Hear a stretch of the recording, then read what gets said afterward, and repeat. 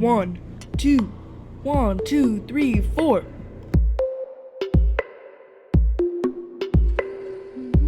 जिनमें जन्म मृत्यु रूप संसार के भय और पीड़ाओं का नाश करने की पूर्ण योग्यता है, पवित्र अंतःकरण वाले योगीजन जिन्हें ध्यान में देखकर बारंबार मस्तक झुकाते हैं, जो वामन रूप से विराट रूप धारण करते समय प्रकट होकर क्रमशः भूरलोक, भुवरलोक तथा स्वर्गलोक को भी लांच गए थे, श्री हरि के वे दोनों चरण कमल आप लोगों को पवित्र करते रहें।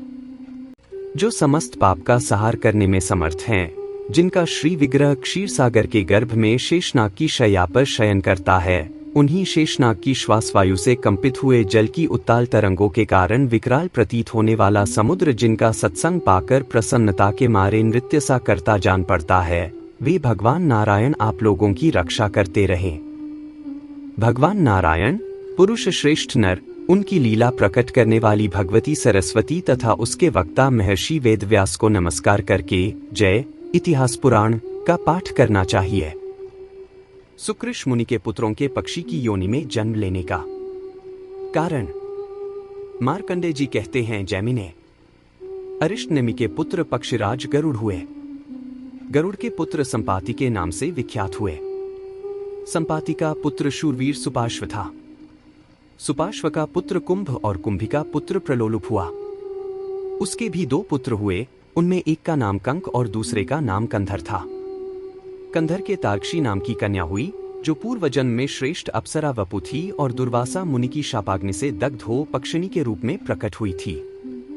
मंदपाल पक्षी के पुत्र द्रोण ने कंधर की अनुमति से उस कन्या के साथ विवाह किया। कुछ काल के अनंतर तार्क्षी गर्भवती हुई। उसका गर्भ अभी 3.5 महीने का ही था कि वह कुरुक्षेत्र में गई। वहां कौरव और पांडवों में बड़ा भयंकर युद्ध छिड़ा था। भवितव्यतावश वह पक्षिणी उस युद्ध क्षेत्र में प्रवेश कर गई। वहां उसने देखा भगदत्त और अर्जुन में युद्ध हो रहा है। सारा आकाश टिड्डियों की भांति बाणों से खचाखच भर गया है। इतने में ही अर्जुन के धनुष से छूटा हुआ एक बाण बड़े वेग से उसके समीप आया और उसके पेट में घुस गया। पेट फट जाने से चंद्रमा के समान श्वेत रंग वाले 4 अंडे पृथ्वी पर गिरे, किंतु उनकी आयु शेष थी, अतः वे फूट न सके, बल्कि पृथ्वी पर ऐसे गिरे मानो रुई के ढेर पर पड़े हों। उन अंडों के गिर ही भगदत्त के सुप्रतीक नामक गजराज की पीठ से एक बहुत बड़ा घंटा भी टूटकर गिरा, जिसका बंधन बाण के आघात से कट गया था। यद्यपि वह अंडों के साथ ही गिरा था, तथापि उन्हें चारों ओर से ढकता हुआ गिरा और धरती में थोड़ा थोड़ा धंस भी गया। युद्ध समाप्त होने पर जहां घंटे के नीचे अंडे पड़े थे, उस स्थान पर शमी नाम के एक संयमी महात्मा गए। उन्होंने वहां चिड़ियों के बच्चों की आवाज सुनी। यद्यपि उन सबको परम विज्ञान प्राप्त था, तथापि निरे बच्चे होने के कारण अभी वे स्पष्ट वाक्य नहीं बोल सकते थे। उन बच्चों की आवाज से शिष्य सहित महर्षि शमी को बड़ा विस्मय हुआ और उन्होंने घंटे को उखाड़कर उसके भीतर पड़े हुए उन माता, पिता और पंख से रहित पक्षी शावकों को देखा। उन्हें इस प्रकार भूमि पर पड़ा देख महामुनि शमीक आश्चर्य में डूब गए और अपने साथ आए हुए द्विजों से बोले, देवासुर संग्राम में जब दैत्यों की सेना देवताओं से पीड़ित होकर भागने लगी, तब उसकी ओर देखकर स्वयं विप्रवर शुक्राचार्य ने यह ठीक ही कहा था, ओ कायरो, क्यों पीठ दिखाकर जा रहे हो? न जाओ, लौट आओ। अरे, शौर्य और स्वेष का परित्याग करके ऐसे किस स्थान में जाओगे जहां तुम्हारी मृत्यु न होगी? कोई भागे या युद्ध करे, वह तभी तक जीवित रह सकता है जब तक के लिए पहले विधाता ने उसकी आयु निश्चित कर दी है। विधाता की इच्छानुसार जब तक जीव की आयु पूर्ण नहीं हो जाती, तब तक उसे कोई मार नहीं सकता। कोई अपने घर में मरते हैं, कोई भागते हुए प्राणत्याग करते हैं, कुछ लोग अन्न खाते और पानी पीते हुए ही काल के गाल में चले जाते हैं। इसी प्रकार कुछ लोग ऐसे हैं जो भोग विलास का आनंद ले रहे हैं, इच्छानुसार वाहनों पर विचरते हैं, शरीर से निरोग हैं तथा अस्त्र शस्त्रों से जिनका शरीर कभी घायल नहीं हुआ है, वे भी यमराज के वश में हो जाते हैं। कुछ लोग निरंतर तपस्या में ही लगे रहते थे, किंतु उन्हें भी यमराज के दूत उठा ले गए। निरंतर योगाभ्यास प्रवृत्त रहने वाले लोग भी शरीर से अमर न हो सके। पहले की बात है, वज्रपाणी इंद्र ने एक बार शंबरासुर के ऊपर अपने वज्र का प्रहार किया था। उस वज्र ने उसकी छाती में चोट पहुंचाई, तथापि वह असुर मर न सका। परंतु काल आने पर उन्हीं इंद्र ने उसी वज्र से जब जब दानवों को मारा, वे तत्काल मृत्यु को प्राप्त हो गए। यह समझकर तुम्हें भय नहीं करना चाहिए। तुम सब लोग लौट आओ। उनके इस प्रकार समझाने पर वे दैत्य मृत्यु का भय त्याग कर रणभूमि में लौट आए। शुक्राचार्य की कही हुई उपर्युक्त बातों को इन श्रेष्ठ पक्षियों ने सत्य कर दिखाया, क्योंकि उस अलौकिक युद्ध में पड़कर भी इनकी मृत्यु नहीं हुई। ब्राह्मणों, भला सोचो तो सही, कहा अंडों का गिरना, कहा उसके साथ ही घंटे का भी टूट पड़ना, और कहा मांस, मज्जा तथा रक्त से भरी हुई भूमि का बिछोना बन जाना। ये सभी बातें अद्भुत है। विप्रगण, ये कोई सामान्य पक्षी नहीं है। संसार में दैव का अनुकूल होना महान सौभाग्य का सूचक होता है। यूं कहकर शमीक मुनि ने उन बच्चों को भली भांति देखा और फिर अपने शिष्यों से इस प्रकार कहा, अब तुम लोग इन पक्षिशावकों को लेकर आश्रम को लौट चलो और ऐसे स्थान पर रखो जहां इन्हें बिल्ली, चूहे, बाज अथवा नेवले आदि से कोई भय न हो। ब्राह्मणों, यद्यपि यह ठीक है कि किसी की रक्षा के लिए अधिक प्रयत्न करने की आवश्यकता नहीं है, क्योंकि संपूर्ण जीव अपने कर्मों से ही मारे जाते हैं और कर्मों से ही उनकी रक्षा होती है। ठीक उसी प्रकार जैसे इस समय ये पक्षिशावक इस युद्ध भूमि में बच गए हैं, तथापि सब मनुष्यों को सभी कार्यों के लिए यत्न अवश्य करना चाहिए, क्योंकि जो पुरुषार्थ करता है वह असफल होने पर भी सत्पुरुषों की निंदा का पात्र नहीं होता। मुनिवर शमीक के इस प्रकार कहने पर वे मुनिकुमार उन पक्षियों को लेकर अपने आश्रम को चले गए, जहां भांति भांति के वृक्षों की शाखाओं पर बैठे हुए और फलों का रस ले रहे थे, और अनेक तपस्वियों के रहने से जहां की रमणीयता बहुत बढ़ गई थी। विप्रवर जैमिने, मुनिश्रेष्ठ शमीक प्रतिदिन अन्न और जल देकर तथा सब प्रकार से रक्षा की व्यवस्था करके उन बच्चों का पालन पोषण करने लगे। एक ही महीना बीतने पर वे पक्षियों के बच्चे आकाश में इतने ऊंचे उड़ गए जितने पर सूर्य के रथ के आने जाने का मार्ग है। उस समय आश्रमवासी मुनिकुमार कौतूहल भरे चंचल नेत्रों से उन्हें देख रहे थे। उन पक्षिशावकों ने नगर, समुद्र और बड़ी बड़ी नदियों सहित पृथ्वी को वहां से रथ के पहिए के बराबर देखा और फिर आश्रम पर लौट आए। तिर्यक योनि में उत्पन्न हुए वे महात्मा पक्षी अधिक उड़ने के कारण परिश्रम से थक गए थे। एक दिन महर्षि शमीक अपने शिष्यों पर कृपा करने के लिए उन्हें धर्म के तत्वत का उपदेश कर रहे थे। उस समय वहां महर्षि के प्रभाव से उन पक्षियों के अंतःकरण में स्थित ज्ञान प्रकट हो गया। फिर तो उन सबने महर्षि की परिक्रमा की और उनके चरणों में मस्तक झुकाया। तत्पश्चात वे बोले, मुने, आपने भयानक मृत्यु से हमारा उद्धार किया है। आपने हमें रहने के लिए स्थान, भोजन और जल प्रदान किया है। आप ही हमारे पिता और गुरु हैं। हम लोग जब गर्भ में थे तभी माता की मृत्यु हो गई। पिता ने भी हमारी रक्षा नहीं की। आपने ही पधार कर हमें जीवन दान दिया और शैशव अवस्था में हम लोगों की रक्षा की। हम कीड़ों की तरह सूख रहे थे, आपने हाथी के घंटे को उठाकर हमारे संकट का निवारण किया। अब हम बड़े हो गए, हमें ज्ञान भी हो गया, अतः आज्ञा दीजिए, हम आपकी क्या सेवा करें। महर्षि शमीक अपने पुत्र श्रृंगी ऋषि तथा समस्त शिष्यों से घिरे हुए बैठे थे। उन्होंने जब उन पक्षिशावकों की यह शुद्ध संस्कृत में स्पष्ट वाणी सुनी, तब उन्हें बड़ा कौतूहल हुआ। उनके शरीर में रोमांच हो आया। उन्होंने पूछा, बच्चों, तुम लोग ठीक ठीक बताओ, तुम्हें किस कारण से ऐसी वाणी प्राप्त हुई है? पक्षियों का रूप और मनुष्य की सी वाणी प्राप्त होने का क्या रहस्य है? पक्षी बोले, मुनिवर, प्राचीन काल में विपुलस्वान नामक एक श्रेष्ठ मुनि रहते थे, जिनके 2 पुत्र हुए, सुकृष और तुम्बुरु। सुकृष अपने चित्त को वश में रखने वाले महात्मा थे। उन्हीं से हम 4 पुत्रों का जन्म हुआ। हम सब लोग विनय, सदाचार एवं भक्तिवश सदा विनीत भाव से रहते थे। पिताजी सदा तपस्या में संलग्न रहते और इंद्रियों को काबू में रखते थे। उस समय उन्हें जब जिस वस्तु की अभिलाषा होती, हम उसे उनकी सेवा में प्रस्तुत करते थे। एक दिन की बात है, देवराज इंद्र पक्षी का रूप धारण करके वहां आए। उनका शरीर बहुत बड़ा था, पंख टूट गए थे। बुढ़ापे ने उन पर अधिकार जमा लिया था। उनकी आंखें कुछ कुछ लाल हो रही थीं और सारा शरीर शिथिल जान पड़ता था। वे सत्य, शौच और क्षमा का पालन करने वाले अत्यंत उदारचित्त महात्मा मुनिश्रेष्ठ सुकृष की परीक्षा लेने आए थे। उनका आगमन ही हमारे लिए शाप का कारण बन गया। पक्ष रूपधारी इंद्र ने कहा, विप्रवर, मुझे बड़े जोर की भूख सता रही है, मेरी रक्षा कीजिए महाभाग। मैं भोजन की इच्छा से यहाँ आया हूँ, आप मेरे लिए अनुपम सहारा बने। मैं विंध्य पर्वत के शिखर पर रहता था।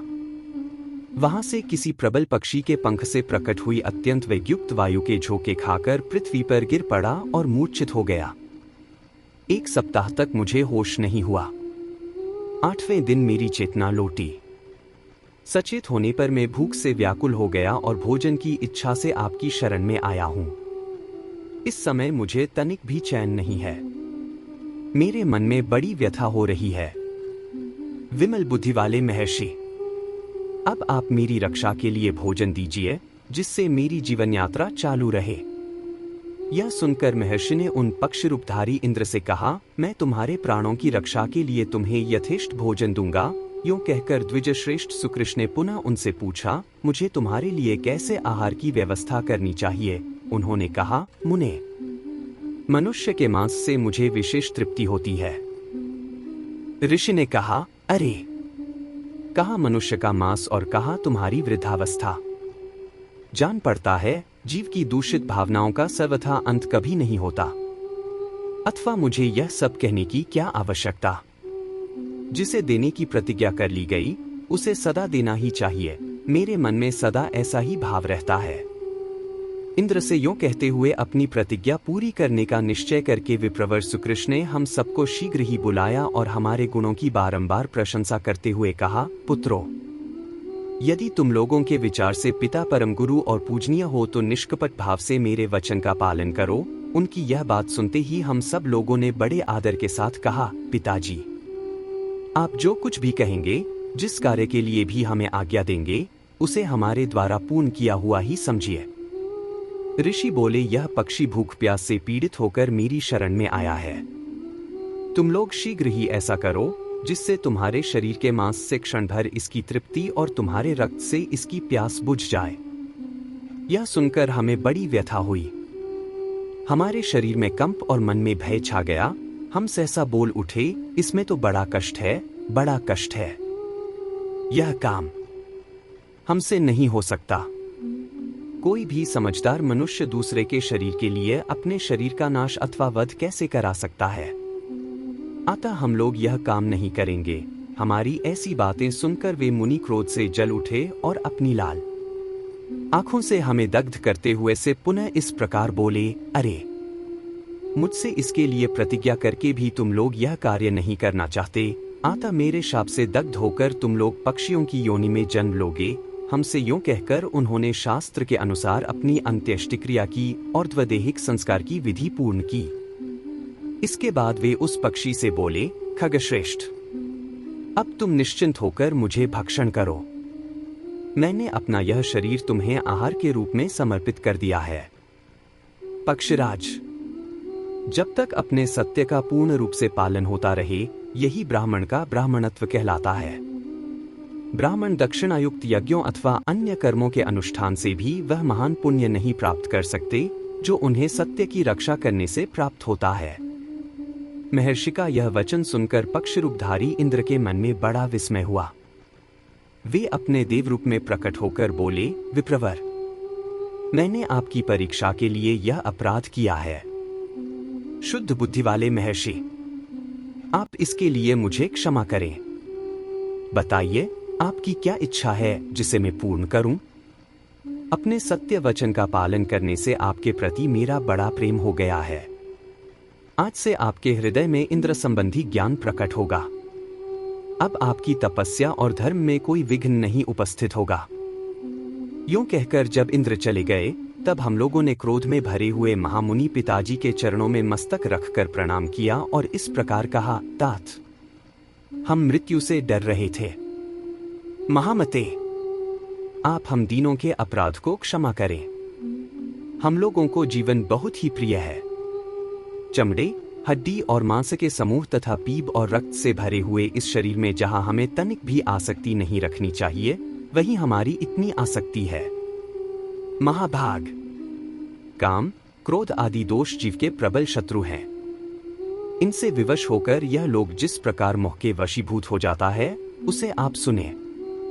यह शरीर एक बहुत बड़ा नगर है। प्रज्ञा ही इसकी चारदीवारी है, हड्डियां ही इसमें खंभे का काम देती हैं। चमड़ा ही इस नगर की दीवार है जो समूचे नगर को रोके हुए है। मांस और रक्त के पंख का इस पर लेप चढ़ा हुआ है। इस नगर में 9 दरवाजे हैं। इसकी रक्षा में बहुत बड़ा प्रयास करना होता है। नसनाड़ियां इसे सब ओर से घेरे हुए हैं। चेतन पुरुष ही इस नगर के भीतर राजा के रूप में विराजमान है। उसके 2 मंत्री हैं, बुद्धि और मन। वे दोनों परस्पर विरोधी हैं और आपस में वेर निकालने के लिए दोनों ही यत्न करते रहते हैं। 4 ऐसे शत्रु हैं जो उस राजा का नाश चाहते हैं। उनके नाम हैं काम, क्रोध, लोभ तथा मोह। जब राजा उन 9 दरवाजों को बंद किए रहता है तब उसकी शक्ति सुरक्षित रहती है और वह सदा निर्भय बना रहता है। वह सबके प्रति अनुराग रखता है, अतः शत्रु उसका पराभव नहीं कर पाते। परंतु जब वह नगर के सब दरवाजों को खुला छोड़ देता है, उस समय राग नामक शत्रु नेत्र आदि द्वारों पर आक्रमण करता है। वह सर्वत्र व्याप्त रहने वाला, बहुत विशाल और 5 दरवाजों से नगर में प्रवेश करने वाला है।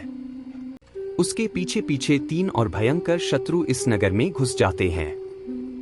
5 इंद्रिय नामक द्वारों से शरीर के भीतर प्रवेश करके राग, मन तथा अन्यान्य इंद्रियों के साथ संबंध जोड़ लेता है। इस प्रकार इंद्रिय और मन को वश में करके वह दुर्धर्ष हो जाता है और समस्त दरवाजों को काबू करके चारदीवारी को नष्ट कर देता है। मन को राग के अधीन हुआ देख बुद्धि तत्काल नष्ट हो जाती, पलायन कर जाती है। जब मंत्री साथ नहीं रहते तब अन्य पुरवासी भी उसे छोड़ देते हैं। फिर शत्रुओं को उसके छिद्र का ज्ञान हो जाने से राजा उनके द्वारा नाश को प्राप्त होता है। इस प्रकार राग, मोह, लोभ तथा क्रोध ये दुरात्मा शत्रु मनुष्य की स्मरण शक्ति का नाश करने वाले हैं। राग से काम होता है, काम से लोभ का जन्म होता है, लोभ से सम्मोह अविवेक होता है और सम्मोह से स्मरण शक्ति भ्रांत हो जाती है। स्मृति की भ्रांति से बुद्धि का नाश होता है और बुद्धि का नाश होने से मनुष्य स्वयं भी नष्ट, कर्तव्य भ्रष्ट हो जाता है। इस प्रकार जिनकी बुद्धि नष्ट हो चुकी है, जो राग और लोभ के पीछे चलने वाले हैं तथा जिन्हें जीवन का बहुत लोभ है, ऐसे हम लोग पर आप प्रसन्न होइए। मुनिश्रेष्ठ, यह जो शाप आपने दिया है वह हमें लागू न हो। तामसी योनि बड़ी कष्टदायिनी होती है, हम उसे कभी प्राप्त न हो। ऋषि ने कहा, पुत्रो, आज तक मेरे मुख से कभी झूठी बात नहीं निकली, अतः मैंने जो कुछ कहा है वह कभी मिथ्या नहीं होगा। मैं यहाँ देव को ही प्रधान मानता हूँ, उसके सामने पौरुष व्यर्थ है। आज देव ने मुझसे बलपूर्वक यह अयोग्य कर्म करा डाला जिसकी मैंने कभी मन में कल्पना भी नहीं की थी। पुत्रो, तुम लोगों ने प्रणाम करके मुझे प्रसन्न किया है, इसलिए तिर्यक योनि में जन्म लेने पर भी तुम्हें परम ज्ञान प्राप्त होगा। ज्ञान से ही तुम्हें सन्मार्ग का दर्शन होगा। तुम्हारे क्लेश और पाप धुल जाएंगे तथा तुम्हारे मन में किसी प्रकार का संशय नहीं रहेगा। इस प्रकार मेरे प्रसाद से ज्ञान पाकर तुम परम सिद्धि को प्राप्त कर लोगे। भगवान, इस प्रकार पूर्व काल में दैववश पिता ने हमें शाप दे दिया। तब से बहुत काल के बाद हम दूसरी योनि में आए, युद्ध भूमि में उत्पन्न हुए और फिर आपके द्वारा हम लोगों का पालन हुआ। द्विज श्रेष्ठ, यही हमारे पक्षी योनि में आने की कहानी है। संसार में कोई भी जीव ऐसा नहीं है जिसे दैव के द्वारा बाधा न पहुंचती हो, क्योंकि समस्त जीव जंतुओं की चेष्टा दैव के ही अधीन है। 3 मार्कंडेय जी कहते हैं, उनकी बात सुनकर महाभाग शमीक मुनि ने अपने पास बैठे हुए द्विजों से कहा, मैंने तुम लोगों को पहले ही बताया था कि ये साधारण पक्षी नहीं हैं, कोई श्रेष्ठ द्विज हैं जो कि अलौकिक युद्ध में जन्म लेकर भी मृत्यु को नहीं प्राप्त हुए। तदंतर महात्मा शमीक ने अत्यंत प्रसन्न होकर उन्हें जाने की आज्ञा दी। फिर वे वृक्षों और लताओं से सुशोभित पर्वतों में श्रेष्ठ विंध्यगिरि पर चले गए। तब से आज तक वे धर्मात्मा पक्षी तपस्या और स्वाध्याय में संलग्न हो समाधि के लिए दृढ़ निश्चय करके उस पर्वत पर ही निवास करते हैं।